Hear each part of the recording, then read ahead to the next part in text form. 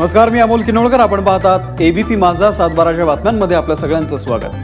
कोरडवाहू शेतकऱ्याच्या आयुष्यातला सगळ्यात महत्त्वाचा काळ म्हणजे पावसाळा आणि त्यातलं महत्त्वाचं काम म्हणजे पेरणीचं काम.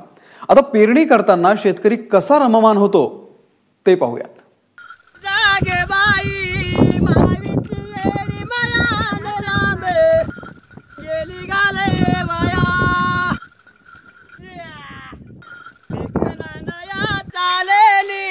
बाप बघ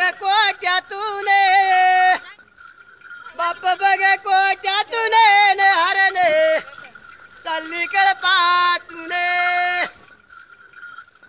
आताच्या केले योगे मांदी बाहू नाही